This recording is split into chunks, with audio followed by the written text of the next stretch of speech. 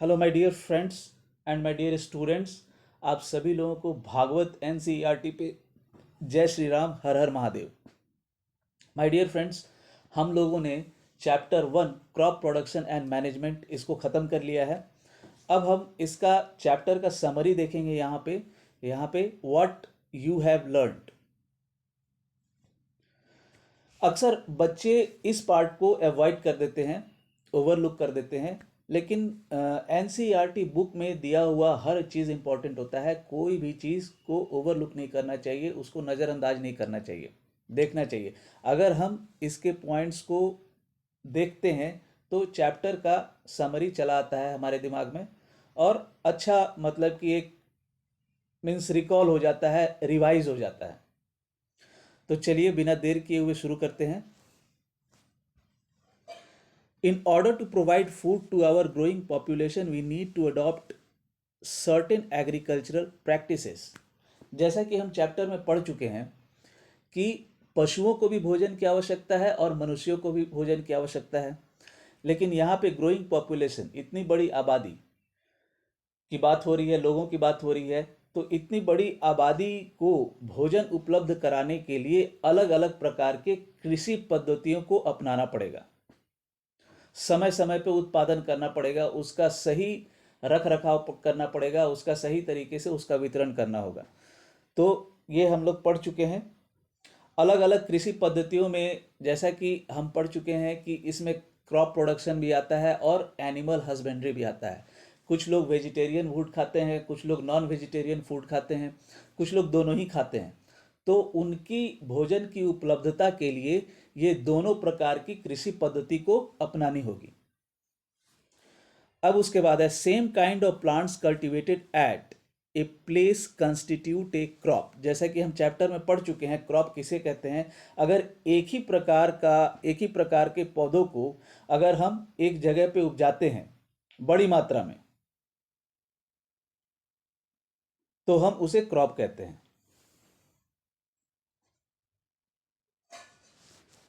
अब उसके बाद तीसरा पॉइंट है in India crops can be broadly categorised into two types based on seasons, rabi and kharif crops. जैसा कि हम पढ़ चुके हैं कि भारत एक विशाल देश है और यहाँ पे अलग अलग जगह पे अलग अलग प्रकार का यहाँ जलवायु है, इसीलिए अलग अलग प्रकार के पौधे उपजते हैं। ढेर प्रकार के पौधे उपजते हैं यहाँ पे अलग अलग क्षेत्र में, लेकिन इनका जो वर्गीकरण है ये किस सीजन में उपजते हैं उसके हिसाब से किया गया है। रबी और खरीफ, रबी सीजन आपको जाड़े का मौसम आ गया, ग्रीष्म ऋतु में जो पौधे उपजते हैं उनको हम रबी कहते हैं, और खरीफ क्रॉप्स जो बरसात के सीजन में उपजते हैं उन्हें हम खरीफ क्रॉप्स कहते हैं। तो इनका इन दो भाग में वर्गीकरण किया गया है। क्रॉप्स का जितने भी प्रकार के जो फसल उपजते हैं उनका इन दो भागों में वर्गीकरण किया गया है सीजन के हिसाब से।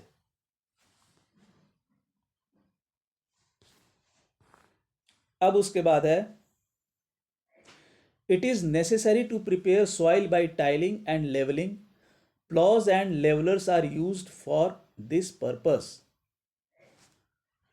जैसा कि हम पढ़ चुके हैं कि हम लोगों को खेती करने के लिए, किसी भी फसल को उपजाने के लिए सबसे पहला काम होता है मिट्टी की तैयारी।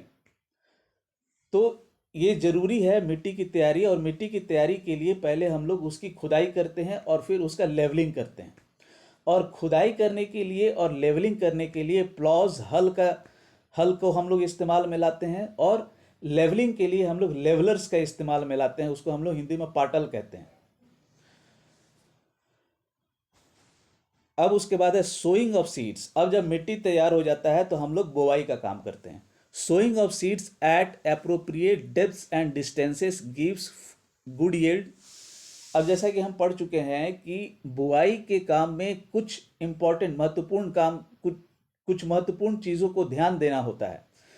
जैसे कि जो बीज की जो दूरी होनी चाहिए वो सही मतलब पर्याप्त दूरी होनी चाहिए ताकि ओवर क्राउडिंग ना हो, और जो हम बीजों को जमीन में बो रहे हैं तो उनका सही डेप्थ होना चाहिए। और अगर इन बातों का हम ध्यान रखेंगे तो जो उपज होगा वो बढ़िया उपज होगा। Good variety of seeds are sown after selection of healthy seeds. Sowing is done by seed drills. अभी क्या है कि किसान अच्छे बीजों को प्राथमिकता देते हैं, तो अच्छे बीजों को वो सेलेक्ट करते हैं। तो अच्छे बीजों को सेलेक्ट करने का तरीका क्या है कि वो पानी में बीजों को डालते हैं, और जो बीज ऊपर तैरने लगते हैं वो खराब बीज होते हैं, उनको वो छांट लेते हैं, हटा लेते हैं, और जो अच्छे बीज होते हैं उनका उपयोग वो बुआई में करते हैं। और जो बुआई का काम करते हैं उसके लिए जिस उपकरण का उपयोग करते हैं, जिस औजार का उपयोग करते हैं, वो होता है सीड ड्रिल। सीड ड्रिल की मदद से ये बुआई का काम करते हैं।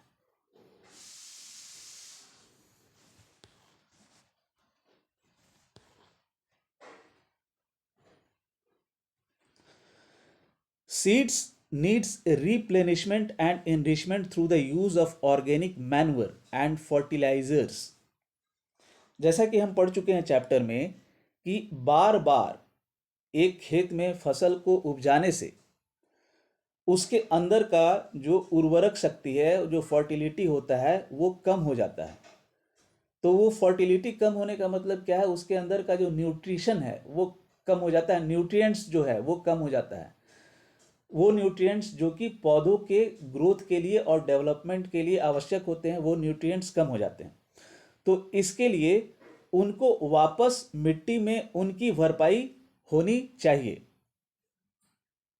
और उनकी भरपाई के लिए ऑर्गेनिक मैन्युअर, जैविक खाद और फर्टिलाइजर्स, उर्वरक इसको हिंदी में कहते हैं, इनका हम लोग इस्तेमाल करते हैं। Use of chemical fertilisers has increased tremendously with the introduction of new crop varieties. तो जैसे जैसे अलग अलग प्रकार के फसल के वेराइटीज आए, मतलब अलग अलग प्रकार के फसल आए हैं, वैसे वैसे जो केमिकल फर्टिलाइजर्स हैं उनका जो यूज है वो बहुत तेजी से बढ़ गया है।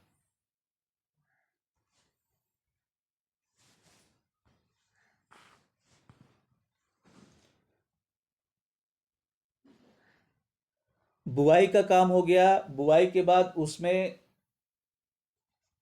मिट्टी का, अब ये हम लोग पढ़ लिए कि मिट्टी की के अंदर जो फर्टिलिटी कम होता है, न्यूट्रिएंट्स कम होता है, तो उसकी भरपाई कैसे होती है, तो वो केमिकल फर्टिलाइजर से और जैविक खाद से। अब इसके आगे है supply of water to crops at appropriate intervals is called irrigation. Irrigation, अब फसल के उत्पादन में इरिगेशन मतलब पानी देना बहुत आवश्यक होता है। अगर पानी नहीं दिया जाएगा तो फसल सूख के मर जाएगा। इसीलिए फसलों को समय समय पे पानी देना आवश्यक है, उसे हम इरिगेशन कहते हैं। Supply of water to crops at appropriate intervals is called irrigation. मतलब पानी का सप्लाई करना क्रॉप्स में, फसलों को समय समय पे, उसे हम इरिगेशन कहते हैं। इस प्रक्रिया को हम इरिगेशन कहते हैं। Weeding involves removal of unwanted and uncultivated plants called weeds.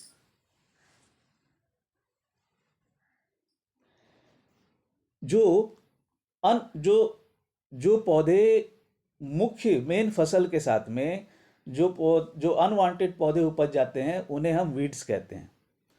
तो उसके अंदर में क्या होता है कि वीडिंग का मतलब होता है जो बिना काम के पौधे होते हैं जो कि फसल के साथ आ जाते हैं, उनको निकालना।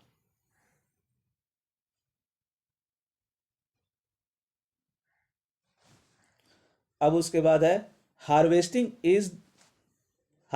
इज द अब उसके बाद है वीडिंग के बाद, वीडिंग में आपको जो अनवांटेड प्लांट्स हैं, जिसे हम हिंदी में खरपतवार कहते हैं, उन्हें या तो जड़ से उखाड़ लिया जाता है या फिर जड़ से उन्हें काट दिया जाता है, और उनको हटाना जरूरी होता है क्योंकि वो मुख्य फसल के साथ जो उनके जो रिसोर्सेस हैं उनके ग्रोथ के लिए, उसमें वो compete करने लगते हैं, उनका वो इस्तेमाल करने लगते हैं, जिससे कि जो मेन फसल है उसके ग्रोथ और डेवलपमेंट में कमी होती है। इसलिए वीडिंग किया जाता है। और वीडिंग क्या होता है वो इसमें बताया गया है।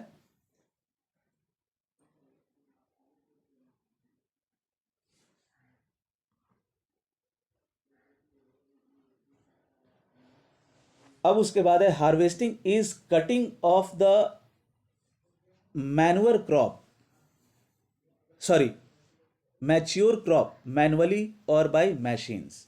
जब किसान 3-4 महीने मेहनत करने के बाद फसल जब उसका पक जाता है तो उसकी जब कटाई करता है तो हम उसे हार्वेस्टिंग कहते हैं। और ये जो हार्वेस्टिंग का काम है या तो वो हाथ से खुद करता है और या फिर फसल की कटाई के लिए वो मशीन्स का इस्तेमाल करता है।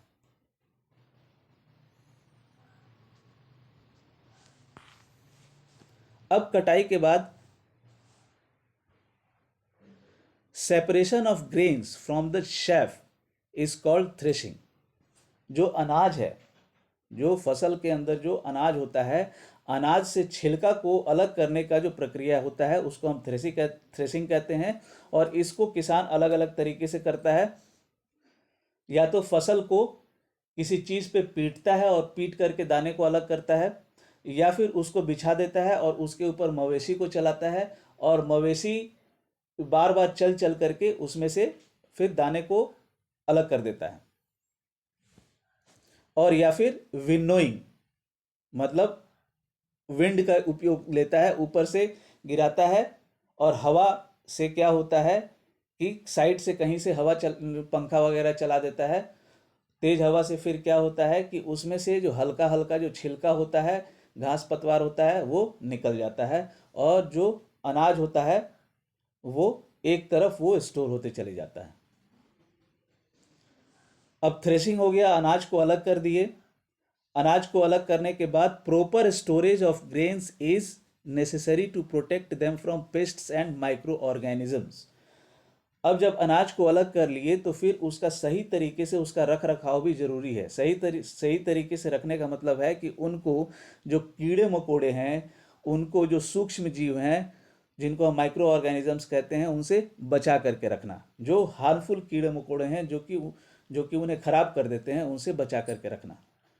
तो ये जरूरी काम है, क्योंकि अगर वो उनका रख रखाव सही तरीके से नहीं करेंगे तो फिर किसान को नुकसान हो जाएगा काफ़ी ज़्यादा। Food is also obtained from animals for which animals are reared. This is called animal husbandry. अब हम लोगों ने चैप्टर के आखिरी में पढ़ा था कि जो भोजन है वो हमें जानवरों से भी प्राप्त होता है। और जिस तरह से एक फसल को उपजाने के लिए एक प्रक्रिया से गुजरता है किसान, वैसे ही एक जानवर को सही तरीके से पाला जाता है, पोसा जाता है, उसको सही तरीके से उसका इलाज किया जाता है। जब वो बीमार पड़ता है उसको सही शेल्टर दिया जाता है, उसके हिसाब से रहना। तो इस प्रोसेस से गुजर के एक जानवर को रखा जाता है, पाला पोसा जाता है और उससे खाने की चीज़ों को प्राप्त की जाती है। तो इसे हम एनिमल हस्बेंड्री कहते हैं। तो यहाँ पे मैंने समरी को ख़त्म कर दिया है। अब इसके बाद मैं क्वेश्चन आंसर कल इसका अपलोड कर दूंगा और फिर शॉर्ट्स में मैं इसके कीवर्ड्स को डालूंगा। आप लोगों को बहुत बहुत धन्यवाद। कृपया चैनल को लाइक कीजिए। अगर आपको मेरा एक्सप्लेनेशन समझ में आता है तो चैनल को लाइक कीजिए, शेयर कीजिए, सब्सक्राइब कीजिए।